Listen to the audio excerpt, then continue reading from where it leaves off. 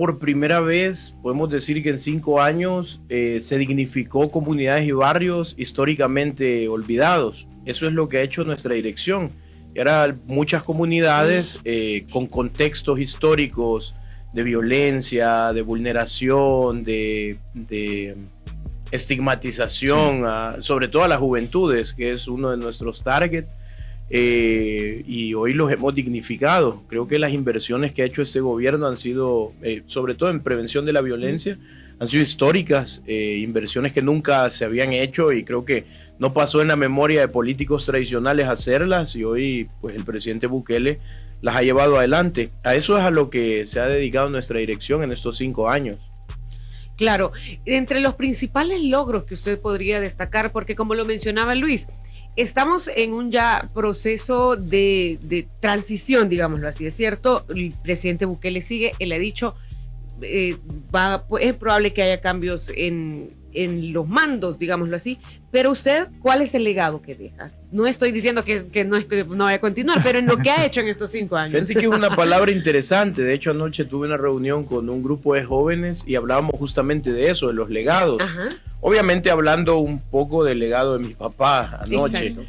Pero hoy sí vamos al legado que ha dejado esta dirección, que es una dirección que nace como una idea del presidente Bukele, enmarcada dentro de la fase 2 del Plan Control Territorial.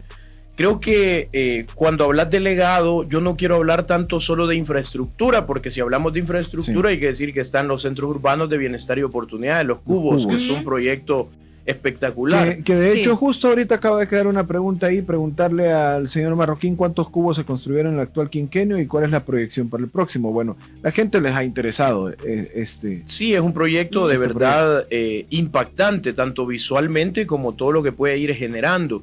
Pero más allá de eso, creo que el legado que nosotros hemos dejado es una red de jóvenes a nivel nacional, soñando de que de verdad las cosas pueden ser posibles y que poder de verdad alcanzar metas, y creo que el hecho de aprender a tener metas a corto, mediano y largo plazo es una cosa fabulosa en un país donde era casi un pecado soñar. Pensar que se podía hacer.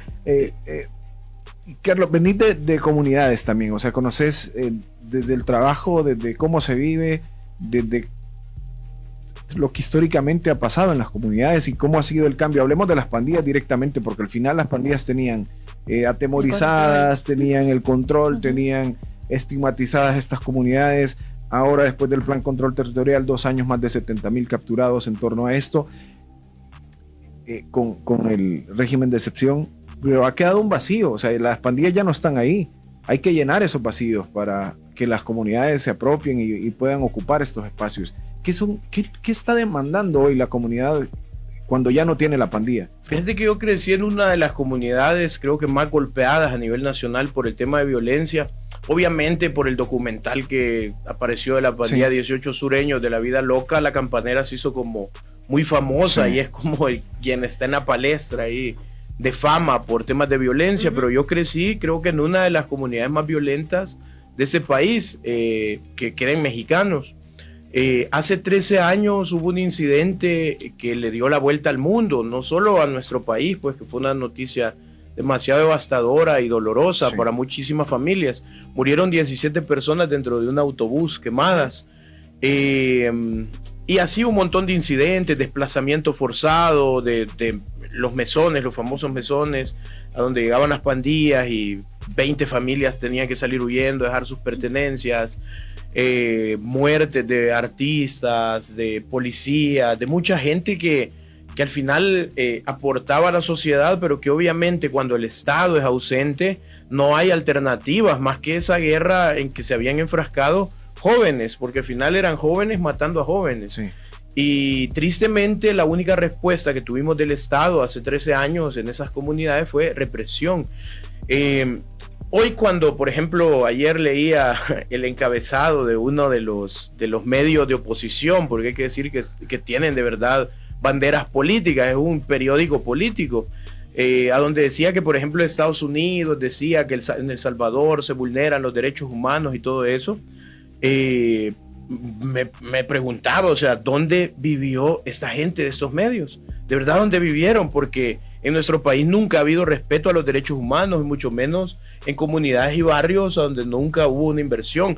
El Estado era ausente y desde ahí la vulneración total a los derechos humanos. El Estado debe ser presente y garante de que tengas al menos acceso a los servicios básicos. En mi comunidad no pasaba eso. Entonces, como para no alargar un poco ese tema, ¿cuándo comenzaron a respetarse los derechos humanos? ¿Cuándo, por ejemplo, porque yo tengo ahorita un proyecto que es una encuesta que hizo USAID, Cierto. o sea, lo ha hecho USAID, lo vamos a presentar el día viernes ya en una conferencia de prensa a la cual están invitados. Perfecto, ahí estaremos. Y la encuesta dice que las familias salvadoreñas comenzaron a sentirse seguros con la llegada de los proyectos que ha llevado a cabo el presidente Nayib Bukele. O sea, y dentro de esa encuesta dice que el 95% de las mujeres encuestadas dijeron sentirse mucho más seguras en que era uno en de este los, momento. de los sectores más vulnerables. Exacto, doblemente vulnerados, porque Sí. hay que decir que las mujeres que crecieron en barrios, en comunidades, eran vistas como un objeto para las pandillas, no eran personas, eran un objeto. Carlos, y Cierto. quiero Qué poner víctimas. justamente en ese contexto, porque mucha de la audiencia, incluso muchos de nosotros, a veces no salimos de la burbuja, y lo digo así porque hay una realidad totalmente diferente a la que se ha vivido en estas comunidades. O sea, solo el que ha tocado, ha caminado, ha investigado, ha indagado un poco de lo que ha ocurrido, o sea, realmente eran cosas muy duras las que pasaban. O sea, y ahora el ver una luz en el camino, la gente está bien agradecida. De hecho, basta con irle a preguntar a la gente del comercio local, de los pequeños comerciantes locales, la tiendita, la señora de las tortillas, que ya no tiene que estar pagando $10 semanales, $20 semanales, que ya no tienen que huir, que ya no tienen que hacer que sus hijas salgan de la comunidad y tener que esforzarse el triple para poder darles calidad de vida, porque iban a terminar como pareja de un pandillero, para terminar siendo incubadora del hijo de un pandillero. Que esa es la generación con la que tenemos que trabajar. Y aquí viene esta parte. O sea, lo primero es entender el contexto. Vivimos en un contexto demasiado duro. Obviamente nuestras comunidades han sido resilientes y se adaptaron a vivir. O sea, la transición ahora, ser cambio a mejor es lo que se debe trabajar con todas las personas. La transición es casi que terminaste los 90 minutos de un partido y puedes respirar porque has ganado. Entonces... Perdón que lo relacione así al fútbol, pero es casi que sentirlo de esa manera. Entonces nuestras comunidades están respirando tranquilidad, paz, y cuando vos respirás y tenés la oportunidad de un poco sentarte y decir, bueno, hoy no me van a matar, hoy no me van a extorsionar, hoy no tengo que salir huyendo. Que de hecho ayer me encontré una señora en el cubo de mexicanos que me abrazó y me dijo, mire, lo primero, mi pesa, mi segundo, gracias de verdad, porque fíjese que a mí me tocó salir huyendo de una comunidad de Soyapango y he encontrado en el cubo una familia. Yo no tenía nada, me vine huyendo y... Eso era tuvo muy un apoyo. difícil. Carlos, al momento cuando inicia este proceso, el tema de la integración, el tema de la reinserción, ¿cuál fue el primer obstáculo con el que ustedes se encontraron? ¿Qué fue lo más difícil? Porque era algo nuevo, mucha gente podría decir esto no va a funcionar, ¿cómo lo van a hacer? Van a estar aquí unos meses y después se van a ir. ¿Qué fue lo más difícil que ustedes encontraron?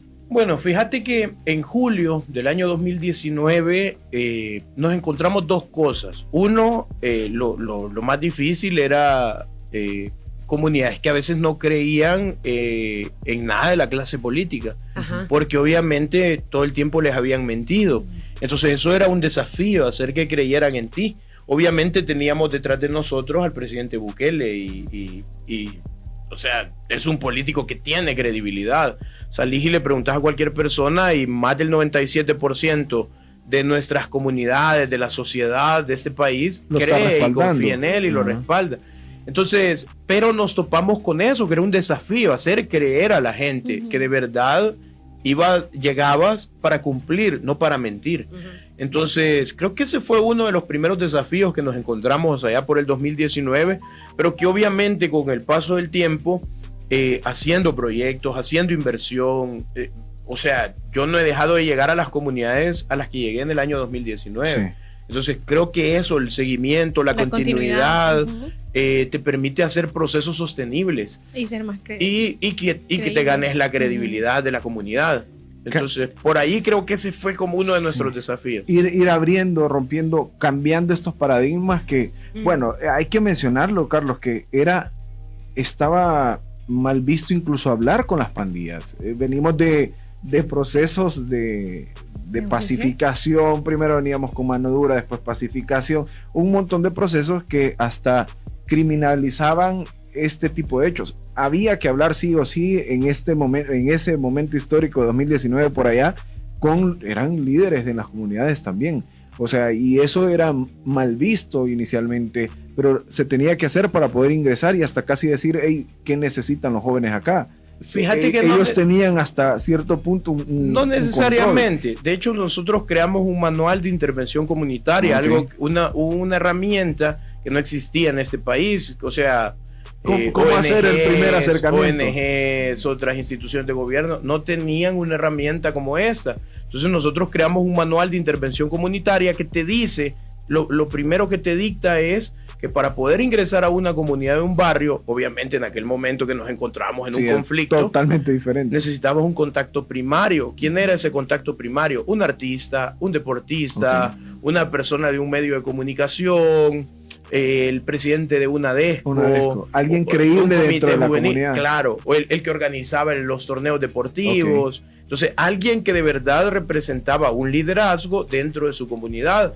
¿Por qué? Porque esa persona se iba a encargar de hablar con todos los actores comunitarios en ese momento, con su comunidad, para que los procesos que se estaban llevando a cabo del Ejecutivo pudiesen llevarse adelante. Este manual ha quedado desfasado actualmente ya. Hay una nueva forma de intervención en las comunidades. Fíjate que no, o se sigue haciendo. O sea, si vos querés ir, por ejemplo, por ponerte un ejemplo, al Cantón Chancuyo, a la comunidad Nueva Esperanza, allá en Aguachapán, para poder echar a cabo un proyecto necesitas personas. Primer contacto. Entonces tenés que hacer siempre un contacto primario. No es un manual desfasado, sino que al contrario, es un manual que se encuentra vigente y va a seguir vigente durante muchísimo tiempo. Carlos, y también había un tema muy importante, que es el hecho de que habían niños que estaban en proceso de ser atrapados por los grupos delincuenciales, que ustedes tal vez los han logrado rescatar a través de todas las actividades que han realizado. Sin embargo, esto es un proceso largo, porque son personas que están acostumbradas a esa realidad. ¿Cómo cambiarles esa realidad y cómo decirles, miren, hay algo más allá de esto y eso no está bien? Bueno, fíjate que eso es parte del papel que están haciendo los centros urbanos de bienestar y oportunidades, porque es una alternativa distinta. En mi generación, que no sé, les veo y siento que somos como de la misma generación. Somos bien jóvenes, todos andamos por las mismas. Pero creo que en nuestra generación la falta de oportunidades te ponía un tanto cuesta arriba la posibilidad de lo que quería hacer en la vida. Y de salirse de ese... Cuando eras adolescente o joven, las únicas oportunidades que tenías dentro de una comunidad o un barrio era la delincuencia, el crimen. Entonces, porque era como un poco lo más fácil, lo que estaba a la mano, y a veces cuando luchabas y no lograbas las cosas, ¿qué te quedaba? Claro. Entonces, creo que los cubos llegan a las comunidades y barrios para darle oportunidad a los niños de poder soñar y entender que hay una página oscura a donde este país no va a regresar nunca más. Obviamente ahí entra también el tema del simbolismo, que son las cosas que a veces en educación se dejan como en un vacío, pero que son las cosas que tenemos que ir como un tanto resaltando. Obviamente no puedes amenazar a los niños y decirles, vas a terminar ahí, pero hay temas de terapia donde el hecho de poder mostrarle una foto, mira, esto es Secot. Y aquí es donde fueron a parar todas las pandillas. Nos va a ayudar un poco a encaminarnos para poder romper el ciclo de violencia. Hay un ciclo de violencia que no podemos permitir porque, a ver, si vas a una comunidad, la intervenís, reprimís y lográs sacar a todos los delincuentes y todo, queda el vacío que tú decías. Ese vacío necesita inversión y necesita la presencia del Estado, no solo del Ejecutivo, sino del Judicial y también del Legislativo, acompañando con leyes, con ahí políticas. Es donde yo decía, toca llenar esos espacios que bien o mal los tenían ocupados. Sí, para eso tenemos herramientas como el arte, la cultura, el deporte, la educación y todo lo que está a la vanguardia para poder permitirle a los jóvenes que puedan tener nuevas oportunidades. Otra identidad, una identidad más, de poder hacerlos sentir que ok, antes no podías tener tantas oportunidades, pero hoy puedes ser alguien en tu comunidad. O sea, hoy puedes trabajar en pro de tu comunidad y no solo ahí, sino en el exterior. O sea, se pueden venir nuevos proyectos a nivel internacional, a lo mejor, para cada chico, para cada joven, que puedan tener una nueva identidad, ¿sí? O sea, trabajar obviamente eso, de que se puedan creer que son alguien. O sea, sí son personas que pueden tener un futuro que antes no tenían. Esa es una ¿sí? palabra clave, fíjate, la identidad. Ujú. Porque, a ver, por ejemplo, a mí como adolescente lo que me salvó la vida fue encontrar identidad en el graffiti artístico.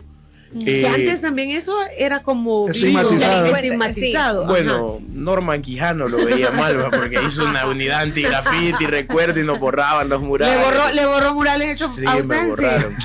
Igual después los íbamos a hacer. ¿no? O sea, pero bueno, en esa parte yo encontré identidad, pero Sí. ¿y qué los que no encontraban identidad en eso? Lo encontraban en las pandillas. Sí, Claro. porque era, Ese apoyo, esa familia. yo soy de la IBU, Yo yo, te soy de la cuido, campanera. yo te cuido. Ajá, cabal. Yo te cuido, Sí. yo hago esto, yo te doy dinero, yo te compro zapatos, tu Ajá. mamá no te da comida. Pero a ti te lo da vas a comida. cobrar haciendo otras cosas que no. Exacto. Pero avisarnos cuando viene la policía, Ajá. vas a guardar Ujú. droga, vas a guardar armas, Totalmente. vas a ir a matar. Sí. Entonces, es Hoy es una Hoy- nueva identidad, cambiando claro, hoy eso. hay que darle identidad a a las generaciones que vienen. A ver, Claro. nuestra generación fue la más golpeada y creo que hemos perdido parte de nuestra generación. Somos lastimosamente una generación perdida, pero Sí. vienen dos generaciones, que son los adolescentes, que están ya en su punto de búsqueda de Ujú, identidad, ujú. y la niñez, Sí. que creo que este gobierno es el gobierno que más inversión ha hecho en el tema de la niñez, Claro. con leyes, con fondos, con el cambio de mi nueva escuela, que es Sí. un proyecto Sí, impresionante. diferentes programas. Y ahora, hablando sobre esto, el tema de trabajar también de manera coordinada con otras instituciones del mismo gobierno para llevar un beneficio a estas comunidades también es muy importante, porque ustedes trabajan de la mano con otras instituciones. Sí, de hecho, si no trabajas en equipo, Ujú. es Es imposible lograr sí. que de verdad tener el impacto que es deseado. Pero aparte tenés pues al presidente, que él nos lo ha enseñado Ujú. súper bien, que si no trabajamos en equipo no funcionamos. Sí, que no se debe Entonces- jalar una institución para un lado, otra para otro. Sí, entonces, por ejemplo, te pongo un ejemplo, la comunidad de Manuel en Santa Ana, vos hablas con un santaneco. Hola. Luis, ajá, Bueno, Sí, yo lo sé. la comunidad de Manuel, la que está cerca del INSA, cerca de arribita del Metrocentro. entre Así, el estadio Linza. Sí, correcto. Metrocentro. Entonces, es una comunidad que se formó por desplazamiento. Estamos hablando de 462 familias Un asentamiento así. que fueron a parar ahí sin nada, y porque era la única solución que les daban los gobiernos anteriores. Ujú. Cuando nosotros llegamos, nos encontramos que no tenían seguridad jurídica habitacional, no tenían agua, no tenían iluminación, eran caminos de tierra, no tenían nada. De hecho, donde se construyó el cubo, porque ahí hay un cubo, por eso Sí. es una comunidad de la que puedo hablar con Con propiedad. propiedad. Salud. Era un espacito que ellos le llamaban parque, pero que obviamente, yo no sé si ustedes son padres, pero yo tengo 2 hijas a las que no hubiese permitido ir a ese lugar. Era monte, Sí. lodo, No era un área o recreacional sea, como no tal. era nada Ujú. recreativo. Entonces, ¿qué se hizo? Llegó el cubo llevó iluminación, Ujú. que nos apoyó el Ministerio de Obras Públicas. El Ministerio de Obras Públicas arregló todas las calles, ANDA llegó para hacer todo el proceso Exacto. del agua, pero también, ¿qué pasó? El Ministerio de Vivienda, a través de su ministra Michelle Sol, empujó para que desde la Asamblea Legislativa se permitiera la donación del inmueble a las familias, o sea, porque era un inmueble del Ministerio de Educación, entonces Ajá. también participó el Ministerio de Educación, y hoy todas las familias tienen seguridad jurídica habitacional, se les escrituró. ¿Eso qué te permite? Bueno, ser sujeto a créditos, por ponerte un ejemplo, que ya tengas una herencia para poder dejarle a tus Sí. hijos, a tu familia. Súper Lo bien. que significa eso. Eso mejora calidad de vida. Entonces, pero es un trabajo en equipo, porque Claro. trabajó el Ministerio de Vivienda, el Ministerio de Obras Públicas, Tejido Social, Ujú. ha estado llegando la Superintendencia del Sistema Financiero, el BCR a capacitar jóvenes, gente. Ujú. Luego han llegado organismos de cooperación como el Alto Comisionado de Naciones Unidas para los Refugiados, que es uno de nuestros mejores aliados a trabajar con la comunidad, la FAO, que está interviniendo para un tema de seguridad alimentaria. Entonces hay todo un trabajo que no solo hace el Ejecutivo y una dirección, sino que todos para poder tener impacto. Hoy Manuel visítenla. Claro, Sí, es, sí, es visitarla y ya es- otra totalmente diferente. cosa. Sí, yo es he una pasado. realidad diferente. El trabajo en las comunidades ya está dando sus frutos, Carlos. Y Sí. en diferentes rubros, No, y con los jóvenes. Y de hecho, como hablábamos en la pausa, les decía que este país, obviamente hoy ya dejas de pensar en la violencia, tenés que pensar hacia adelante. Y cuando Claro. pensás hacia adelante, tenés que pensar, por ejemplo, en la industria musical. porque Proyecciones. somos todo. un país sin industria musical y creo que todos llegamos a la conclusión de que a veces la falta de industria musical es porque el peor enemigo de un salvadoreño es lastimosamente otro salvadoreño, lastimosamente, pero hay que borrar ese dicho ya no debería estar como en nuestra boca o en nuestro día a día, sino que al contrario, deberíamos de decir que el mejor amigo de un salvadoreño es otro salvadoreño, Sí. así como hacen industrias musicales como por ejemplo en México, Argentina, Colombia. Puerto Rico, Puerto Rico, que, sí. que- Que se unen y que de hasta- hecho te pregunto, por ejemplo, 5 sitios turísticos de Puerto Rico y quizás si de verdad sos un erudito de conocimiento me los vas a mencionar, pero si no, no me vas a decir 5 sitios turísticos. Pero ¿por qué conoces a Puerto Rico? Por su industria musical. Sí. Y cuando vas al conocimiento de la industria musical puertorriqueña, que no es solo reggaetón, No, sino que ahí hay tienes bandas de muchísimo. reggae, y, Hay muchísimo. muchísima Salsa. Pero música. sí mucho urbano. Salsa, pero sí, son Sí. géneros urbanos, pero porque vienen Por su de los cultura, barrios. sí, sus Vienen de los barrios. barrios. Entonces, en nuestro país también tenemos muchísima gente haciendo música en los barrios, Sí. pero con pocas oportunidades. Que Y no a se van a veces, conocer. y a veces cuando se levantan y logran llegar a algún punto, comienzan otras bandas a criticarlos, a decir, no, eso no es bueno, hasta que los desaparecen. Entonces, es parte de lo que tenemos que cambiar, porque este país, por todo el crecimiento turístico que el presidente Nayib Bukele está impulsando, necesita también industria musical. Y creo que ustedes, los medios de comunicación, son los ideales para poder apoyar a muchísima gente que está por ahí, que de hecho me contaban que tienen un programa Sí. los jueves No, y eso es acá- fabuloso. Acá es, siempre lo hemos sido. ¿Tardes sin estrés?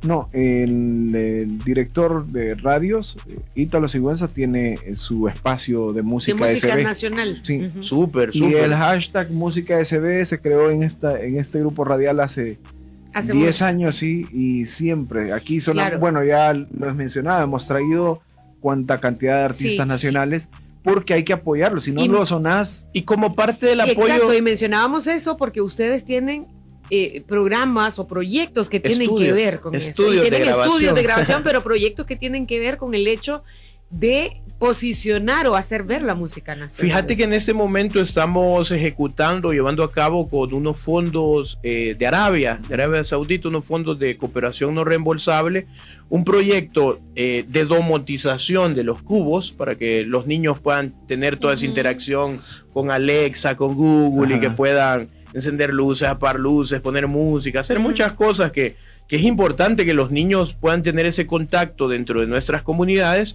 pero también con esos fondos vamos a montar una escuela de DJs y de productores. ¿Por qué?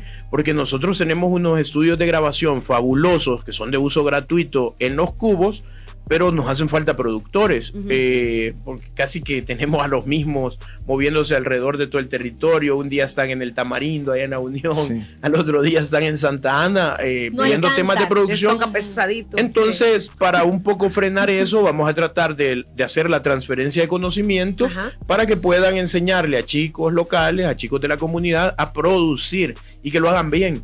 Entonces, creo que todo ¿Cuál esto... es el género que más predomina en el gusto de los jóvenes en nuestro país? Fíjate que son géneros urbanos. Yo creo que hay una ola muy fuerte a nivel latinoamericano con el tema del freestyle, Sí. que es que es como una rama que se desprende del rap o del trap, de géneros un Hip hop. poco... Sí, son géneros un poco que sea enfocados como- ahí. El reggaetón, que sigue estando como ahí en la palestra de los Sí. gustos de los chicos de los barrios, pero también nos hemos encontrado buenas bandas de reggae, Sí. chicos que hacen ragamuffin, que le están metiendo al dubstep. Entonces, es chévere, pero ya cuando nos vamos al tema de bailar y de los gustos que a los Ajá. niños les está gustando bailar y a los adolescentes, el K-pop es un género ahorita ese- predominante. Y creo que fue Increíble. culpa de BTS. Sí. Ajá. Porque esa a mi hija le gusta. Ah, seguramente, eso yo lo entiendo. Yo debo ser sincera que esa es una materia pendiente, así que no sé nada. Sí, de hecho yo le digo a mi hija, mira, y BTS son esos chinos. No son chinos, papi, son coreanos. ¿Qué quieres de regalo? Surcoreanos. BTS. O sea, Que no, de o sea, hecho, bueno, acá en nuestro grupo radial tenemos un sí, programa tenemos un especial programa fin de semana. Mundo Asia. Ujú.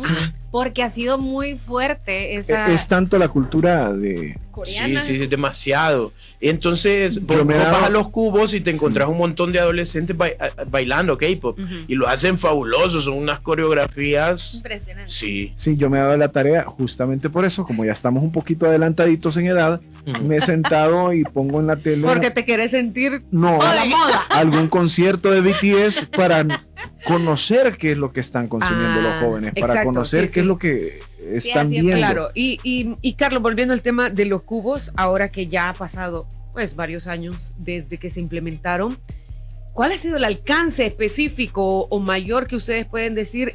Esto es lo que hemos logrado con los cubos. Bueno, ahora Fíjate con la que- encuesta ya es medible. Ex- Sí, Exacto. es medible, pero nosotros todos los días, todos los lunes me entregan un informe de visitas de los cubos, de visitas e intereses. Ok. A ver, porque es lo único que se te pide para poder ingresar. Los cubos son de uso gratuito. Ujú. Lo único que tienes que dar es tus datos cuando llegas a Ujú. visitar el cubo, tu nombre, tu edad, tu género, ahí pones tu correo electrónico y el área que vas a visitar. Ok. Porque eso nos permite saber cuáles son las áreas más utilizadas y las menos utilizadas para poder fortalecerlas. Ujú. Entonces, el último dato que me entregaron el 21 de abril, Este lunes. este lunes, me dice que los cubos han tenido un total de 569.506 visitas. 11 cubos funcionando Ujú. de lunes a lunes.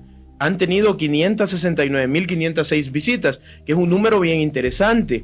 Y nos dice que nuestro target principal Ajá. son adolescentes y jóvenes. Y el que le sigue, pues el rango de niños, pero también hay muchísimos adultos y adultos mayores que están, Llegan en las tardes, que ¿verdad? están Ajá. utilizando. Fíjate que la encuesta... ¿Y los que- intereses principales? los intereses principales es centro de cómputo y juegos de video, que es para nosotros como una herramienta también fundamental. La gente puede decir, bueno, el juego de Llegan video solo a es jugar. ocio. Sí, pero... Pero Ajá. antes de jugar, si quieres tener derecho a una hora de juego, tenés que leer 15 minutos un libro. Y luego te marcan en qué página te quedaste. Y si llegas el siguiente día, querés jugar otra hora. Tiene que seguir en esa página. Hay niños, Qué por ejemplo, bueno. en el cubo Ingeniero Rigoberto Orellana, que es el cubo más viejito, que ya está por cumplir 3 años. Ujú. Que fue el primero que inauguró el presidente en esta gestión. En ese cubo hay niños que ya leyeron 5 o 6 libros. Fácil. Ujú. Y que hemos visto que hay como un cambio de interés. Comienzan a leer tanto que al final les preguntabas, ¿vas a jugar? No, hoy solo vengo a leer. Entonces, y eso es bien chévere Sí. porque no hemos tenido una cultura o al menos hábitos en nuestra Hacia sociedad atrás. hacia la lectura. Sí. Sí. Y el cubo lo está generando. Así que creo que son datos como bastante interesantes. Carlos, y para, por ejemplo, las personas que quizás a lo mejor no tienen idea exactamente dónde están ubicados o cómo pueden acercarse a ellos para poder A los Fíjate- cubos. Ajá, Ajá. los cubos. Fíjate que los 11 cubos que funcionan, te los menciono así súper rápido. Hay uno en el Tamarindo, en Ujú. Conchagua, allá en La Ok. Unión, que es un cubo fabuloso que ha dado muchas respuestas Ujú. a la comunidad. Sobre todo por que esa zona que muchos decían, bueno, ahí está, Olvidada. olvidada. Ajá. Todos los cubos tienen un contexto y una historia impresionante Ujú. sobre, como les decía en un inicio, las páginas a donde no queremos regresar y las páginas que estamos escribiendo. Sí. Cuando hablamos de El Tamarindo, hablamos de una comunidad que se vio golpeada mucho por el narcotráfico y por las pandillas. Y que la mayoría de gente tenía muy poca escolaridad. Estamos hablando de que jóvenes ya de avanzada edad y solo llegaban hasta 6º grado. Y en profesión, en sus hojas de vida nos ponían pescadores, Sí. porque se dedican a eso. Pero es bien interesante que hoy están mejorando mucho sus técnicas, están adquiriendo mucho conocimiento a través del cubo. Sí. Bueno, eso es el que está allá. Luego en Oriente está también el de la comunidad Milagro de la Paz en San Miguel, en la cabecera departamental de San Miguel, que la Milagro de la Paz, cuando hablamos del nacimiento de las pandillas en ese país y sobre todo su llegada a la zona oriental, Ujú. hablamos de Ciudad Pacífica y Milagro de la Paz, que fue como El uno de los contexto bastiones ajá. del nacimiento de las pandillas en la zona oriental. Luego nos venimos un poquito más hacia la zona centro y tenemos, por ejemplo, el de San José en Soyapango, en la San José 2, que también fue una comunidad muy golpeada por las pandillas. Valle Verde en Apopa, que también en el 2019, cuando llegamos por primera vez a esa comunidad, nos dijeron, mira, ¿por qué no se quedan aquí un poquito más fuera, aquí cerquita de Popotlán? Porque es que ir hasta Valle Verde es poner en riesgo complicado, todo. Vamos, es el lugar donde tenemos que ir, porque ahí es donde existe muchísima más necesidad. Entonces está en Valle Verde, luego está el de la colonia Ibu en San Salvador, en el distrito 5 de San Salvador, que es una comunidad también que tiene un contexto histórico de violencia y documentales sobre pandillas en el lugar. Tenemos el de la colonia Zacamil, que está cerca de la calle principal, pero que también fue una zona que ha tenido dos contextos de violencia, hasta el tope y punto, la última ofensiva guerrillera, y las pandillas también, y todo el tema del narcomenudeo en la zona. ¿Cuándo van a hacer un cubo en Soyapango? Dice. Ya está el de San José. El de la San José. El próximo, cerca de esa zona, no es directamente Soyapango, pero está muy cerquita, en Altavista, que es uno de los asentamientos o de las comunidades más grandes de Centroamérica. Sí, como tal.